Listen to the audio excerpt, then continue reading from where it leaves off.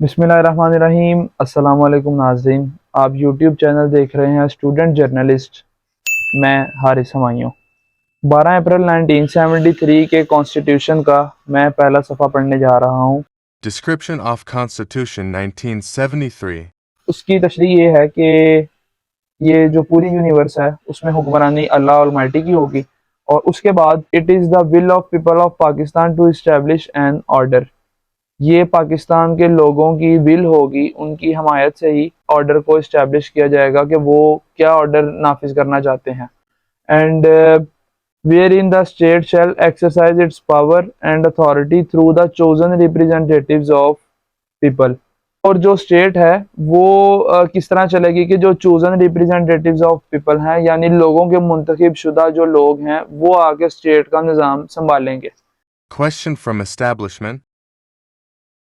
अब मेरा सवाल ये है कि क्या हमारे इदारे वाले जो हैं, मुख्तदर हल्के जो हैं, वो इतने जाहिल हैं कि उनको आइन के पहले सफ़े की तशरीह ही नहीं पता? हाँ या ना, ये अब अवाम ही फैसला करे, या आप मुझे कमेंट में ज़रूर जवाब दें। ये तो वो है जो आइन हमें कहता है, और अब इसके उलट ये लोग क्या करते रहे हैं और हमारे मुल्क में क्या उल्टी गंगा बहती रही है, अब उसका भी हाल मैं आपको थोड़ा सा ज़रा बयान कर दूँ। पहला कॉन्स्टिट्यूशन हमारा 56 में लिखा गया, और जो कि एब्रोगेटेड किया गया फील्ड मार्शल अयूब खान की तरफ से। एब्रोगेटेड का मतलब है मनसूख शुदा, डिसॉल्व, खत्म कर देना। अयूब खान ने 56 का कॉन्स्टिट्यूशन खत्म किया, और फिर वो 1962 में स्टेप डाउन कर गया इन फेवर ऑफ याया खान। हजरत अगर स्टेप डाउन भी किए हैं तो किसकी फेवर में? याया खान की फेवर में।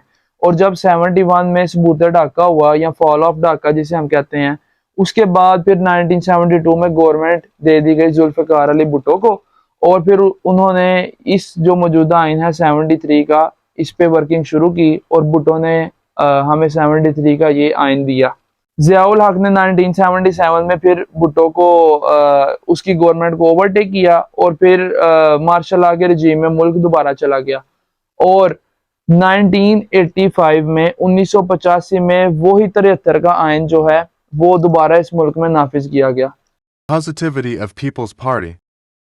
पीपल्स पार्टी से काफ़ी इख्तलाफ भी है सियासी तौर पे, लेकिन एक जो बात है जो कि पॉजिटिव पॉइंट है वो ये है कि सियासतदान ने इस मुल्क को आइन दिया जिसके तहत आज ये मुल्क चल रहा है, और उसका नाम है जुल्फ़िकार अली भुट्टो।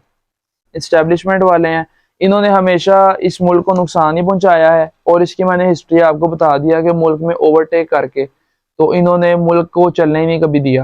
6 माह पहले 12% ग्रोथ, और आज 0% GDP ग्रोथ के साथ हम अपनी तरक्की के रास्ते पे गामजन हैं इस्टेब्लिशमेंट की वजह से। Tribal areas as units.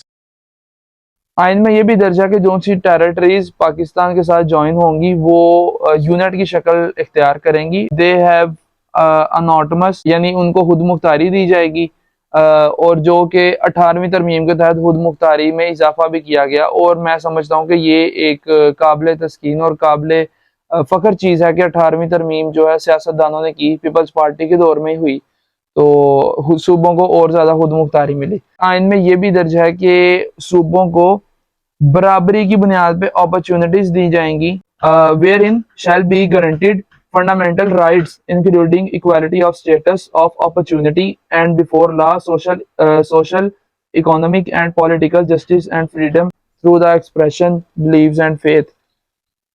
सूबों को भी बराबरी की अपॉर्चुनिटीज दी जाएंगी, और सूबों को भी बराबरी का इंसाफ दिया जाएगा। अब क्या बलूचिस्तान को बराबरी का इंसाफ दिया गया?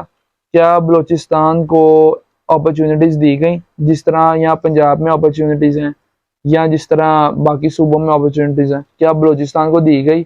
नहीं। क्या जो हमारे फाटा के और जो हमारे बाउंड्री एरियाज के करीब जो इलाके हैं, क्या उन्हें अपॉर्चुनिटीज दी गई? नहीं। क्या पंजाब में अपॉर्चुनिटीज तो हैं बाकी सूबों की निस्बत, लेकिन क्या यहाँ पे इंसाफ मिला? नहीं।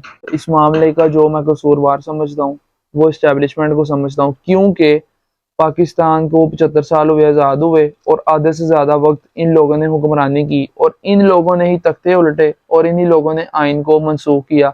चाहे 56 का हो, 62 का हो, या 73 के आइन को भी इन्होंने मनसूख तो नहीं किया, लेकिन तातुल का शिकार ज़रूर किया और 85 में अब हमारा आइन जो है वो दोबारा नाफिज हुआ।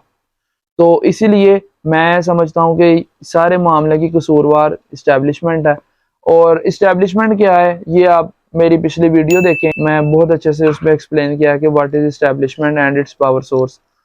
अब मौजूदा सूरत हाल में निकलना हमने कैसे है, निकलना अब हमने ऐसे है कि जो चीफ जस्टिस ऑफ पाकिस्तान है, मैं उन्हें एक मैसेज देना चाहूँगा कि आपके पास सुप्रीम पावर है। इस आइन के तहत आप अपने फैसले पर डटे रहें, आप आइन और कानून के मुताबिक फैसला दें और इस इस्टेब्लिशमेंट के प्रेशर में नहीं आना, और जो भी आइन और कानून के मुताबिक जो हक का फैसला होगा आप वो सुनाएं।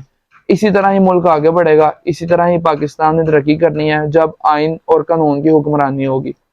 अब तक के लिए इतना ही। अपना और अपने इस चैनल का ख्याल रखें। पाकिस्तान जिंदाबाद।